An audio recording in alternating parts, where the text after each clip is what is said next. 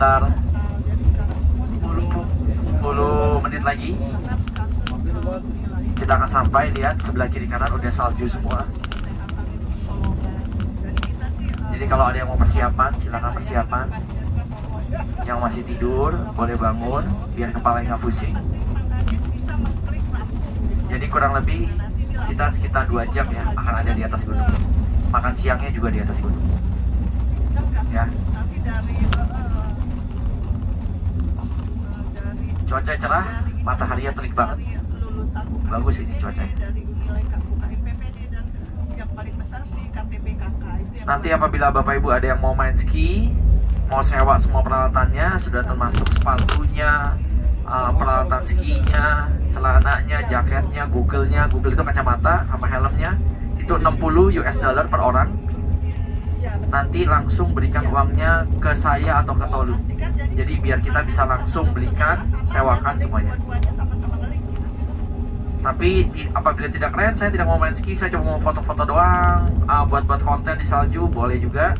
Tapi kalau keren, saya cuma mau salju sebentar doang, 30 menit, abis itu saya mau di inside, di dalam, nongkrong gitu. Ya udah, nggak apa-apa, silakan. Bebas.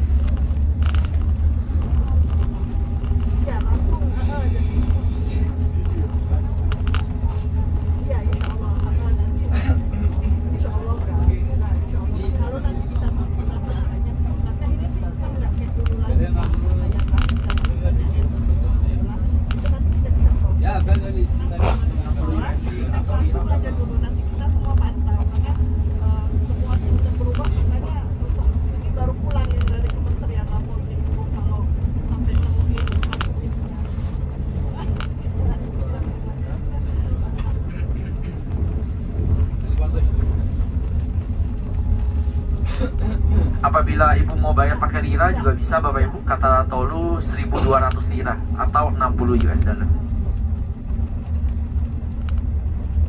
Iya, provinsi aja, wahananya provinsi, tidak Kalimantan.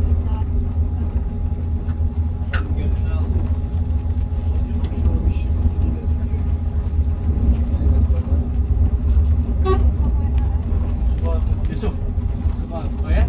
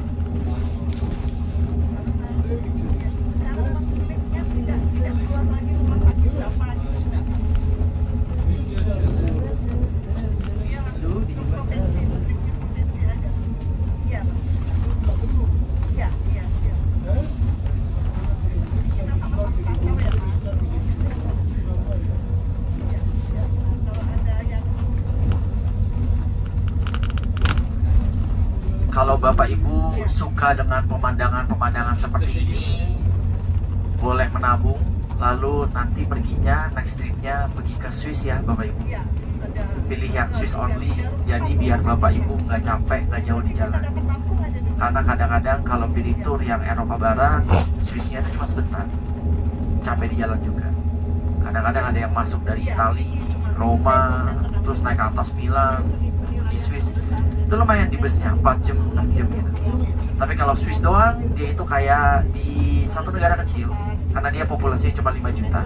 Tapi dari satu negara itu hampir 59% dari negara itu semua ditutupin oleh pegunungan Alpin.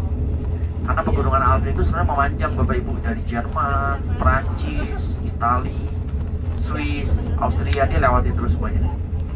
Cuman memang Tuhan memberikan negara Swiss itu dengan pemandangan Alpin yang paling indah. Karena dia di situ, kenapa Swiss bisa kaya? Karena banyak resort orang-orang kaya. Yang dia jual hanyalah view resort ski.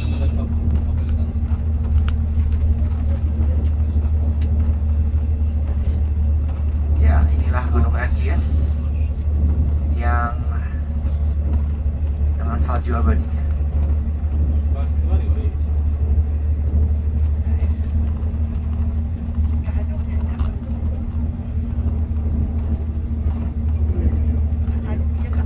Turki itu masih berantem ya sama Armenia ya.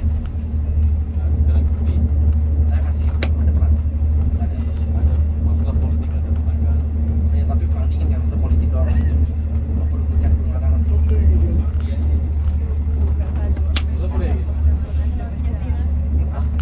RCS, ya. Tapi dia ada pakai titik duanya kayaknya, RCS ya. Pakai titik 2E ya. Maksudnya kayaknya ada titiknya di atas ya. Enggak, RCS biasanya. Jadi RCS biasa, RCIS.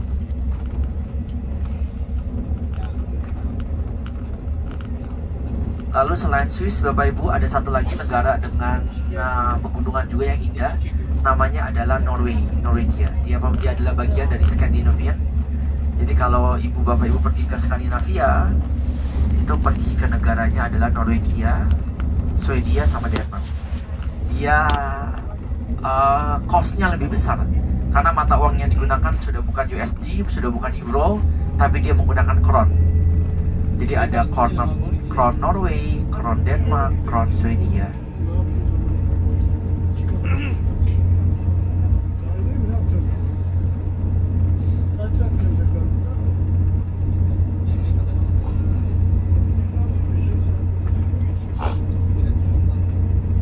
Januari Februari ini masih winter ya Bapak Ibu. Jadi banyak negara-negara yang Januarinya masih dingin atau yang paling dingin itu di Januari.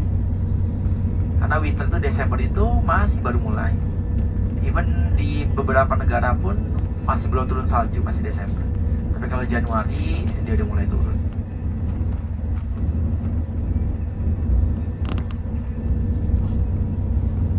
Suhu terdingin yang pernah saya pergi itu di kota Harbin namanya, di China. Waktu itu ada Ice Festival, saya pergi sampai minus 36 kalau nggak salah. Itu sakit itu. Cukup sekali aja. Jadi kita masuk ke Shanghai dulu. Shanghai-nya itu masih 0 derajat atau minus 2. Terus kita naik pesawat ke daerah namanya Tallinn. Tallinn itu di atas utara, perbatasan dengan Rusia, di mana terkenal dengan wanita-wanita cantiknya karena dia ada perkawinan dengan orang dari Rusia. Jadi wanita China tapi tinggi, rambut hitam panjang gitu. Jadi dari Tallinn kita naik pesawat, udah minus 12 di situ. Tallinn, Shenyang, Changchun, Jilin, Harbin, minus 12, minus 18, minus 20, minus 26 sampai minus 36. Dan itu benar-benar kita ekstrim. Nggak boleh mandi setiap hari, mau mandi pun juga jangan pakai air panas, pakai sabun yang spesial karena nggak bisa pakai sabun mandi yang biasa karena pasti kulitnya kering. Pakai lotion everyday, banyak minum air putih. Kita ya gitu, perjalanannya benar-benar beda karena minusnya udah bukan minus yang biasa ya, daripada takut sakit gitu. Yang paling lucu adalah foto grup Bapak Ibu. Jadi di saat foto grup saya fotonya itu ninja semua. Saya bilang buka biar kelihatan mukanya, nggak mau. Ya udah akhirnya kita foto dengan tutup semua. Yang membedakan hanyalah warna sialnya aja. Tapi ini di jalanan ada salju Mas? Jalanan ini biasanya dia udah bersihkan. Setiap pagi dia selalu bersihkan atau nggak kasih garam. Biar apa? Biar nggak licin Bapak Ibu. Satu cable car-nya dia muat 8 orang. Satu cable car 8 orang. Jadi cable car-nya dia akan putar terus. Jadi masuknya 8. Jadi misalkan kalau keluarga berlima mau masuk berlima, nggak mau yang lain boleh, nggak apa-apa. Berlima. Karena itu cable car-nya muter terus. Nanti ketemu kita di atas, saya tungguin. Satu kali stop apa masuk? Satu. Jadi stop ke atas, betul baik lagi dari ke atas dulu.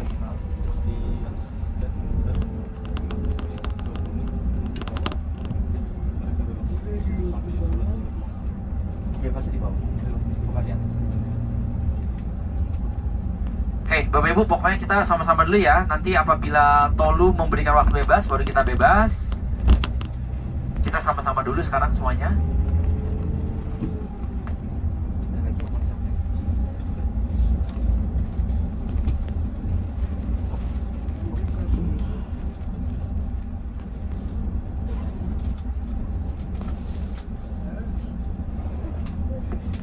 Bapak Ibu, apabila pada saat naik kabel ke atas, apabila Bapak Ibu ada yang merasa pusing, salah satu cara paling gampang adalah jangan banyak ngomong, karena kita harus perlu oksigen.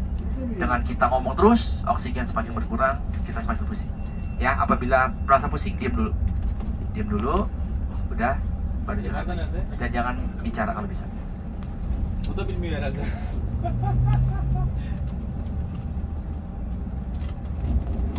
Tapi kalau badannya udah adaptasi, udah oke, ya udah silakan ngomong seperti normal biasanya. Karena pada saat saya pergi ke Swiss kemarin, ke Jungfrau ketinggian 4000, ada beberapa nggak tua nggak muda pusing semua. Akhirnya kita diam dulu, nggak ngomong. Begitu udah, baru kita bicara lagi.